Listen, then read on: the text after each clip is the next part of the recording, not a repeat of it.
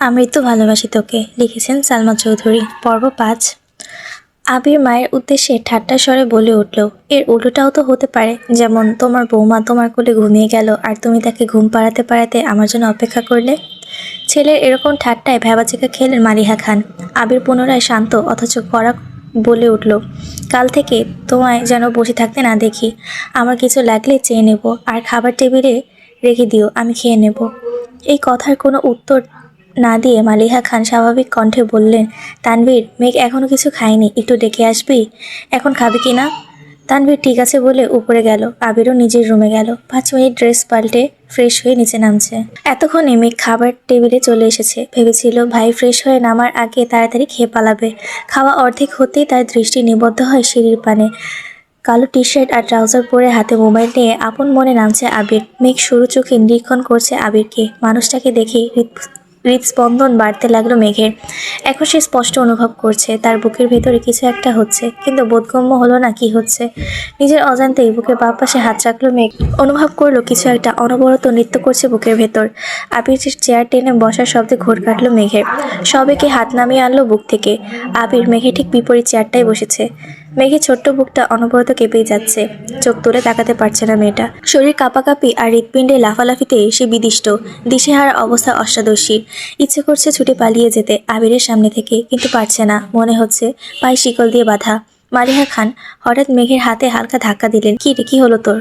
দ্বিতীয়বার ঘোর কাটলো মেঘের। তৎক্ষণাৎ স্বাভাবিক হওয়ার চেষ্টা করলো, কাঁপা কাঁপা গলায় বলল, কিছু না। এই বলে পুনরায় খাওয়ার চেষ্টা করলো, কিন্তু এবার আর গলা দিয়ে খাবার নামছে না মেঘের। গলা শুকিয়ে কাঠ হয়ে গেছে। কাঁপা কাঁপা হাতে গ্লাস নিয়ে ঢকঢক করে অর্ধেক গ্লাস পানি নিমিশেই শেষ করে ফেললো মেঘ। আবির আপন মনে খাচ্ছে। সামনে বা আশেপাশে কি হচ্ছে এসব দেখার প্রয়োজনই মনে করলো না সে।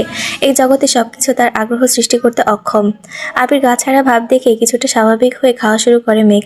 মাঝখানে এক পলকের জন্য তাকিয়েছিল আবিরের দিকে। কালো টি শার্টে মুখটা কত মায়াবী লাগছিল।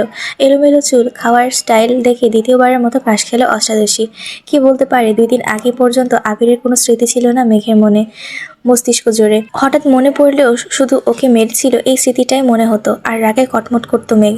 আজ বিকেল থেকে যতবার আবিরকে দেখছে ততবার মেঘের শীর্ণ বক্ষ ধরফরিয়ে উঠছে। ছোটবেলায় যে ভয়টা ভাইয়ের প্রতি বোনের ছিল সেটা আজ বদলে গেছে। আবিরের দৃষ্টি তাকে বরফের ন্যায় জমিয়ে দিচ্ছে প্রতিনিয়ত। এই দৃষ্টিতে সুচালো কিংবা ধারালো অস্ত্র আছে, যা এক কিশোরীর বক্ষপিঞ্জর এফোর ওফোর করে দেওয়ার ক্ষমতা রাখে। আবিরের দিকে এক দৃষ্টিতে তাকিয়ে হাবিজাবি চিন্তা করছিল মেঘ। আবির চোখ তুলে তাকাতেই মেঘের মনোযোগ ঘুরে গেল। আবিরের তপ্ত দৃষ্টি মনে হচ্ছে ফালাফালা করে দিচ্ছে হৃৎপিণ্ডটা। দৃষ্টি সংযত করে চিবুক নামিয়ে নিল গলায়। সহসা মুখ বিবর চুপসে গেছে আমসত্ত্বের ন্যায়। দ্বিতীয়বার আবিরের দিকে তাকানোর স্পর্ধাটুকু হয়নি অষ্টাদশীর। এর মধ্যে মালিহা খান ছেলে আবিরের উদ্দেশ্যে বলে উঠলেন, তোর নতুন কোম্পানিটা কি না খুললে হয় না? তোর বাবা বিষয়টা ভালোভাবে নিচ্ছেন না কেন? বাবাকে রাগিয়ে দিচ্ছিস? তোর বাবা তোকে অনেক ভালোবাসে। শানিত স্বরে মায়ের দিকে তাকিয়ে আবির বলা শুরু করলো, ছেলেরা সারা জীবন বাবাদের প্রিয় থাকতে পারে না। নিজের স্বপ্ন, নিজের ইচ্ছাকে প্রাধান্য দিতে গিয়ে দূরত্ব বেড়ে যায় বাবা ছেলের। এটা অস্বাভাবিক কিছু না। যদি বাবার স্বপ্ন বা ইচ্ছের হাল প্রতিটা ছেলে ধরতো, তাহলে পৃথিবী এতটা এগিয়ে যেত না। আমাকেও দেশ ছেড়ে এত বছর বাহিরে পড়ে থাকতে হতো না। আব্বু নিজে এই কোম্পানি শুরু করেছিল। উনি যদি ওনার বাবার ইচ্ছেকে প্রাধান্য দিতেন তাহলে আজ এতদূর পৌঁছাতেন না। তাছাড়া আমি তো বলিনি বাবার স্বপ্ন বাদ দিয়ে আমি আমার স্বপ্নকে প্রাধান্য দেব। আমার স্বপ্ন একান্তই আমার, আমি দুদিকই সামলাবো। তুমি এসব নিয়ে অযথা চিন্তা করে নিজের শরীর খারাপ করো না। মালিহা খান চিন্তিত স্বরে বলে উঠলেন, এত চাপ আর দৌড়াদৌড়ি করে নিজে তো অসুস্থ হয়ে পড়বি বাবা। আবির গভীর কণ্ঠে বলে উঠল, তোমাকে তো বললাম আমার জন্য দুশ্চিন্তা করতে হবে না। তানভীর মাঝখান থেকে বলে উঠল, ভাইয়ার জন্য চিন্তা করার মানুষ আছে বড় আম্মু, তুমি রিল্যাক্সে থাকতে পারো। মেঘ এতক্ষণ নীরবে খেলেও এই কথা শোনা মাত্রই ছোট দেহ কম্পিত হয় তার। আতঙ্কিত হয়ে তাকালো আবিরের দিকে। আবির তৎক্ষণাৎ ঘাড় ঘুরিয়ে তাকালো তানভীরের দিকে। অমনি মুখটা চুপসে গেল তানভীরের। করুণ স্বরে বলল, সরি ভাই। পিন পতন নীরবতা খাবার টেবিলে। কেউ কোনো কথা বলছে না। মেঘের মনটা সহসা খারাপ হয়ে গেল। তানভীর আবিরের একনিষ্ঠ ভক্ত, এক কথায় দুজন বেস্ট ফ্রেন্ড। আবির গুরুগম্ভীর স্বভাবের, রাগী, কম কথা বলে, কিন্তু দিন শেষে আবিরের অপ্রকাশিত আবেগগুলো তানভীরকেই শেয়ার করে এসেছে এত বছর, এমনকি এখনও। আবিরের থেকেও বেশি তানভীর ভালোবাসে আবিরকে। আবির যদি বলে সারা রাত এক পায়ে দাঁড়িয়ে থাকবে, তানভীর তাই করবে। অবশ্য করবে নাই বা কেন। সেই কলেজ লাইফ থেকে রাজনীতি করার ইচ্ছে তানভীরের। পড়াশোনাতে তার বিশেষ আগ্রহ ছিল না। বড় আপু এবং আব্বুকেও বলেছে কয়েকবার, তাদের করা জবাব, রাজনীতি আমার পছন্দ না, এই বাড়ির কেউ রাজনীতি করবে না। একদিন বাধ্য হয়ে ভাইকে কল করেছে তানভীর। ভালো মন্দ কথা শেষ করে তানভীর ভয়ে ভয়ে বলল, ভাইয়া তোমার সাথে আমার একটু কথা ছিল। আবির সাবলীর ভঙ্গিতে উত্তর দিয়েছিল সেদিন, রাজনীতি করতে চাস তাই তো? তানভীর নিজের কানকে বিশ্বাস করতে পারছিল না। আবির এত স্বাভাবিকভাবে কথাটা বলছে। তুই রাজনীতি কর, সমস্যা নেই, কিন্তু কিছু বিষয় মাথায় রাখবি। বিষয়টা দেখতে যতটা সহজ ততটাও না। একনিষ্ঠ এবং সৎ থাকতে হবে তোকে। দল মত নির্বিশেষে তোকে সত্যের পথে চলতেই হবে। পাঁচাটা স্বভাব যেন না হয় তোর। তানভীর ভয়ে ভয়ে বলল, বড় আব্বু আর আব্বু তো রাজি হচ্ছে না। আবির হেসে উত্তর দিয়েছিল, ওইসব আমি সামলে নিব। তুই আমার কথা দে, তুই ওই জায়গায় সৎ থাকবি, আর যে কোনো সমস্যা আমায় শেয়ার করবি। সেদিন খুশিতে তানভীরের চোখ টলমল করছিল। আবির সামনে থাকলে হয়তো জড়িয়ে কেঁদে দিত ছেলেটা। সেদিনই ভাইকে কথা দিয়েছে, সে সারা জীবন সৎ থাকবে এবং একনিষ্ঠভাবে রাজনীতি করবে। এরপর থেকে রাজনীতি সম্পর্কিত যত ঝামেলা আছে, কি দরকার, কোনটা করলে ভালো হবে, সবই ভাইয়ের সিদ্ধান্ত নিয়েছে তানভীর। আজ সে ছাত্রলীগের সহসভাপতি। সবটুকু ক্রেডিট আবিরের। আগামী বছর মেয়র নির্বাচনের পরে নতুন করে সভাপতি করা হবে, তাই তানভীর চেষ্টা করছে যেন এইবার সভাপতি হতে পারে। তানভীরের রাজনীতির জন্য বাবা চাচার সাথে আবিরের কথা কাটাকাটি সেই শুরু থেকেই, কিন্তু আবিরের এক কথা, তানভীর রাজনীতিই করবে। আজ সন্ধ্যায়ও বাবা চাচার মুখে বলে দিয়েছিল তানভীরকে কোনো প্রকার বাধা যেন দেওয়া না হয়। তানভীরের জীবনে আবির গাছের ন্যায়, যার ছায়ায় তানভীরের অবস্থান। ভাই ছাড়া তানভীর অসহায়। খাওয়া শেষ করে আবির নিজের রুমে চলে গেছে, তানভীরও চলে গেছে, কিন্তু বসে আছে মেঘ। সে খাবার টেবিলে সবার আগে এসেছিল, ভেবেছিল ভাইয়ের আগে খেয়ে পালাবে, কিন্তু তা আর হলো কই। আবিরের জীবনে কেউ আছে, এই কথাটায় মাথায় ঘুরপাক খাচ্ছে অষ্টাদশী। ভাতের প্লেটে আঙুল ঘুরাচ্ছে আর ভাবছে, আমার ছোট্ট মনটা এভাবে ভেঙে গেল, প্রেমে পড়ার আগে ব্রেকআপ হয়ে গেল। ছি। তৎক্ষণাৎ মনকে নিজে সান্ত্বনা দিচ্ছে, থাক মন খারাপ করিস না, ছেলেটা ভালো না। মনে নেই তোকে ছোটবেলা মেরেছিল, আজ তো হিটলার। তোর জীবনে রাজপুত্র আসবে, যার জীবনে রাজ করবি শুধু তুই। মালিহা খান মেঘের হাতে পুনরায় ধাক্কা দিয়ে বলল, থাক তোকে আর খেতে হবে না। এতে হুঁশ ফিরে মেঘের। মেঘ কিছু বলার আগে খাবারের প্লেট সামনে থেকে নিয়ে যায় উনি। বড় আম্মুর এসব কর্মকাণ্ডে আহাম্মক বনে যায় মেঘ। মালিহা খান বলে ওঠেন, এভাবে 14 ঘন্টা ভাত নিয়ে বসে থাকলে বিষ হয়ে যাবে খাবার। মেঘেরও খাবার খাওয়ার তেমন কোনো ইচ্ছে নেই। সে তো নিজেকে সান্ত্বনা দিতে ব্যস্ত। হাতটা ধুয়ে রুমের দিকে যাচ্ছে। মালিহা খান মেঘকে ডেকে আবারও বলেন, তোর কি পেট ভরেছে নাকি নতুন করে খাবার দিব তোকে? আর খাবো না, এটুকু বলেই রুমে চলে আসে মেঘ। পড়তেও ইচ্ছে করছে না মেয়েটার, চুপচাপ শুয়ে আছে। চোখ বন্ধ করতে ভেসে ওঠে আবিরে হাসি। বাইক এনে যখন হাসি মুখে বলেছিল কথাগুলো কানে ভেসে আসছে। কি সুন্দর করে কথা বলে মানুষটা। তাকানো ধরন, রাখলে কুঁচকে ফেলা ঘন ব্রুদুলো সবই যেন চোখের সামনে ভেসে আসছে মেঘের। সঙ্গে সঙ্গে চোখ খুলে ফেলে মেঘ। বুক ভেঙে আসে কষ্টে। এই লোক আমার ভাবনায় কেন আসছে বারবার? এই লোক তো অন্য কারো। এই বলে অভিমানে ঘুমিয়ে পড়ে মেঘ। আজ শুক্রবার সকাল থেকে বাড়িতে হইচই শুরু হয়ে গেছে। মিম, আদি আর মেঘ দুষ্টামি আড্ডায় মাতিয়ে তুলেছে ড্রয়িং রুম। তিন যা রান্নায় ব্যস্ত। আবির বাড়ি ফিরছে বলে আবিরের দুই মামা, দুই খালা, তাদের বাচ্চারা সবাই দেখতে আসবে। মিম আর মেঘের মামা খালাদের বাড়ি থেকেও বেড়াতে আসবে মানুষ। বেশিরভাগ মানুষই চাকরিজীবী, যার ফলে শুক্রবার ছাড়া কারোই সময় নেই। ইকবাল খান ব্যস্ত বাজার করা নিয়ে। যখন যা লাগছে উনি ছুটছেন আনার জন্য। তানভীরের সকাল থেকে খোঁজ নেই। সকালে নাস্তা করে বেরিয়েছে, পার্টি অফিসে কাজ আছে, বিকালে ফিরবে বলে চলে গেছে। এজন্য মেঘের কোনো ভয় ডর নেই, আপন মনে আড্ডায় মগ্ন মেয়েটা। হঠাৎ উপরে করিডর থেকে আবির ডাক দিল মাকে, আম্মু একটু কফি দিতে পারবে? এই বলে রুমে চলে গেল পুনরায়। উত্তর শোনারও প্রয়োজন মনে করেনি সে। মালিহা খান কফি করে মেঘকে ডাক দিলেন, কফিটা আবিরকে দিয়াই তো মা। তৎক্ষণাৎ মেঘের মনে পড়ে গেল গত রাতের কথা। সহসা বলে উঠল, আমি কেন, মিম দিয়ে আসুক। মালিহা খান কিছুটা বিরক্তি নিয়ে বলল, ওরা নিলে ফেলে দিবে, তখন আরেক মুসিবতে পড়বো। বাড়িতে একটু পর মেহমান আসবে, জানা মা। মেঘ আর কথা না বাড়িয়ে ধীর পায়ে হাঁটতে হাঁটতে আবিরের দরজা পর্যন্ত আসলো। গলা শুকিয়ে যাচ্ছে মেঘের, বুকের ভেতরটা ধুকপুকটা বেড়ে যাচ্ছে, হাত পা কাঁপছে। আস্তে আস্তে দরজায় টোকা দিল মেঘ। দরজা খোলা আছে। কাঁপাকাঁপি হাতে দরজা ধাক্কা দিল মেঘ।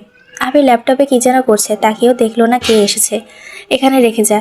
মেঘ হাঁটতে পারছে না, হাত আরও বেশি কাঁপছে এখন, পায়ে জোরটুকু পাচ্ছে না, ঠায় দাঁড়িয়ে আছে জায়গায়।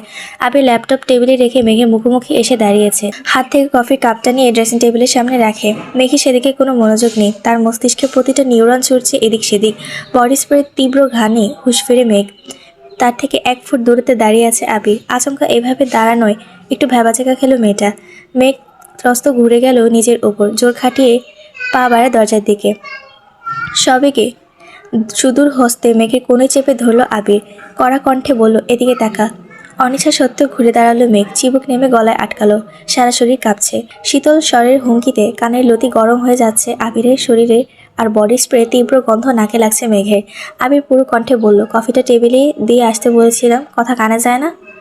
এতটুকু বলতে মেঘ হেরে তুলে পড়ে যেতে নেয়। টালমাটাল মেয়েটার বাহু ধরে সোজা দাঁড় করিয়ে দিল আবির। জ্ঞান হারাতে হারাতেও যেন হারায়নি মেঘ। আবিরের চাউনিতে তীক্ষ্ণতা গম্ভীর কণ্ঠে বলল, তুই কি পুষ্টিহীনতায় ভুগছিস? অবশ্য ভুগবি নাই বা কেন, খাবার প্লেটে আঙুল ঘোরালে কি শরীরে পুষ্টি হবে? প্রথমে গম্ভীর কণ্ঠে বললেও শেষটা যেন মজার ছলেই বলল। মেঘের শরীর ঘামছে। কে বুঝাবে এই লোকটাকে, যাকে দেখলে অষ্টাদশীর সব শক্তি নিমিষে মিলিয়ে যায় কোথায় যেন, যার দৃষ্টি কেড়ে নেয় তার সমস্ত ধ্যান জ্ঞান মনোনিবেশ। আবির সাবলীল ভঙ্গিতে বলে উঠল, যেতে পারবি নাকি দিয়ে আসবো? নিজেকে সামলে মেঘ বলল, পারবো। তারপর গুটি গুটি পায়ে রুম থেকে বের হয়ে যায় মেঘ। আবির তাকিয়ে আছে অষ্টাদশী হাঁটার পানে। মেঘ কোনো রকমে নিজের রুম পর্যন্ত এসেছে, এক দৌড়ে এসে খাটে শুয়েছে। মন মস্তিষ্ক অস্বাভাবিকভাবে লাফালাফি করছে। কয়েক মুহূর্তের মধ্যে নিজের অস্তিত্ব খুঁজে পেল না, সেন্স হারিয়ে পড়ে আছে বিছানায়। 11টার পর থেকে মেহমান আসা শুরু হয়েছে। বাড়িঘর ভরে আছে আত্মীয় স্বজনে। মিম আতি গোসল করে সেজেগুজে গল্প করছে সবার সাথে। আবির একেবারে নামাজের সময় ঘর থেকে বের হয়েছে, টুপি পাঞ্জাবি পরে অন্যান্য দিনের থেকেও অনেক সুন্দর লাগছে ছেলেটাকে। সবাইকে সালাম দিয়ে টুকটাক কথা বলে আমাদের সাথে বেরিয়ে যায় নামাজ পড়তে। মেঘের দেহ এখনো বিছানায় লেপ্টে আছে। বোন কি খুঁজতে মিম উপরে গিয়ে দেখে মেঘ ঘুমাচ্ছে। ডাকতে ডাকতে মেঘের ঘুম ভাঙে। আপু, ও আপু, উঠো, এখন ঘুমাচ্ছ কেন? বাড়িতে মেহমান চলে আসছে, আজান পড়ে গেছে অনেকক্ষণ আগে, উঠো, নামাজ পড়ে রেডি হও, আম্মু আমাকে পাঠাইছে, তোমাকে ডাকছে। কিছুক্ষণ পর মেঘে জ্ঞান ফেরে, পাশে দেয়ালে টানানো ঘড়ির দিকে তাকায়। 1টা 15 বাজে। তৎক্ষণাৎ শোয়া থেকে উঠে বসে। আবিরকে কফি দিতে গিয়েছিল 8টা 30 থেকে 9টার মধ্যে। 4 ঘন্টার উপরে তার জ্ঞান ছিল না। 5 মিনিট বসে তারপর গোসলে চলে যায়। নামাজ পড়ে আবিরে দেয়া একটা জামা পরে নিল মেঘ, বেগুনি রঙের গাউন, মোটামুটি গর্জিয়াস। চুলগুলো খোপা করে নিল। এত লম্বা চুল ছেড়ে রাখলে কিছুই করতে পারবে না সে। মুখে হালকা ফেস পাউডার দিয়ে গোলাপি রঙের লিপস্টিক দিল হালকা করে। রুম থেকে বের হলো প্রায় 3টার দিকে। মামা খালারা সবাই খেতে বসেছে, ছোটদের খাওয়া শেষ। রুম থেকে বের হয়ে করিডোরে দাঁড়িয়ে পরিস্থিতি বোঝার চেষ্টা করছে সে। বাড়িতে এত হই হুল্লোড় শব্দে মাথা ধরে ফেলেছে মেঘের।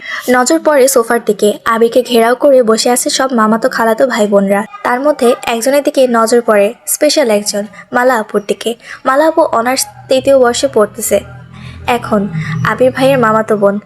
মালা আপুর একটা বড় আপু আছে, উনি মাইশা। ওনার পড়াশোনা শেষ, জব করছেন। 2 বোনই এসেছেন।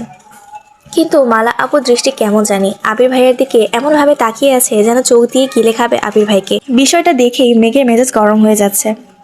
তৎক্ষণাৎ মনে পড়ে গেল রাতের কথা। তানভীর ভাইয়া তো বলেছিল আবির ভাইয়ের জীবনে কেউ আছে। মালা আপু কি সেই কেউটা? ভাবতে বুক ভরে ওঠে কষ্টে। আবিরের সমবয়সী একটা ভাই আছে, নাম সাকিব। উনি আবির ভাইয়ের দ্বিতীয় বেস্ট ফ্রেন্ড বলা চলে। আরও কয়েকটা ছোট ভাই আবির ভাইকে এটা সেটা অনেক কথা জিজ্ঞেস করছে। বিদেশে কেমন লাগে, পড়াশোনা কেমন, কিভাবে থাকতে হয়, এইসবই। মেঘ ধীর স্থির পায়ে সিঁড়ি দিয়ে নামছে। আবির এক পলক তাকায় সেদিকে, পুনরায় ভাইদের কথায় মনোযোগ দেয়। মেঘকে দেখে 2-3 জন ডাক শুরু করে, এই মেঘ কেমন আছিস, এদিকে আয়। মিং ছুটে আসে মেঘের দিকে। আপু, তোমাকে অনেক সুন্দর লাগছে, মাশাল্লাহ, নজর না লাগে কারো। মেঘ মুচকি হাসলো। মিম মেঘকে টেনে সোফায় নিয়ে বসালো। সবার সাথে কথা বলতেই হঠাৎ দৃষ্টি পড়ে আবির ভাইয়ের দিকে। উপর থেকে সে শুধু মালা আপুর নজরটাই দেখেছে। এখন সে আবিরকে দেখছে, নীল পাঞ্জাবি, সাদা প্যান্ট, মাথায় টুপি। আহা, কত মায়াবী লাগছে। আবিরের হাস্যোজ্জ্বল মুখটা দেখে প্রেমে পড়ে গেছে মেঘ। যত্রতত্র দৃষ্টি সরিয়ে বাকিদের সাথে কথা বলায় ব্যস্ত হলো। বড়দের খাওয়া শেষ। মেঘ উঠে সবাইকে সালাম দিয়ে খুশগল্প করতে লাগে। খালামণিদের অনেকদিন পর দেখছে। আগে বিয়েতে গেলে টুকটাক দেখা হতো, কিন্তু তানভীরের অত্যাচারে মেয়েটা বিয়ে বাড়িতে যাওয়া ছেড়ে দিয়েছে, তাই মামি আর খালাদের সাথে দেখা হয় না। মামা অবশ্য মাঝে মাঝে দেখতে আসে, এটা সেটা নিয়ে আসে। সারাদিনে ঘোরাঘুরি শেষে সবাই নিজেদের বাড়ির উদ্দেশ্যে রওনা দেয়। থাকার জন্য বলেছে সবাই, কিন্তু চাকরিজীবীদের কাছে বেড়ানো মানেই কয়েক ঘন্টা। বিদায় বেলায় মালা আপুর আচরণে মাথায় রক্ত উঠে যায় মেঘের। ভালো করে বললেই হয় বেড়াতে যাবেন, গায়ে ঢলে পড়ে কি আছে, আশ্চর্য। মালার এরকম আচরণে আবির ভাই তৎক্ষণাৎ সরে না গেলে তো উপরে পড়ে যেত ওই মেয়ে। রাগে ফুঁসতে ফুঁসতে মেঘ নিজের রুমে চলে যায়। মেহমানদের বিদায় দিয়ে আবিরও বাইক নিয়ে বেরিয়ে পড়ে কোথায় যেন। মাঝখানে তানভীর একবার এসেছিল, সবার সাথে দেখা করে আবার বেরিয়ে গেছে। পার্টি অফিসে কি নিয়ে ঝামেলা চলছে, তাই বসার সময় হয়নি তার। মেঘ নিজের রুমে দরজা বন্ধ করে কাঁদতে লাগলো, কিন্তু কেন কাঁদছে সে নিজেও জানে না। অতিরিক্ত রাগে কান্না আসে মেয়েটার।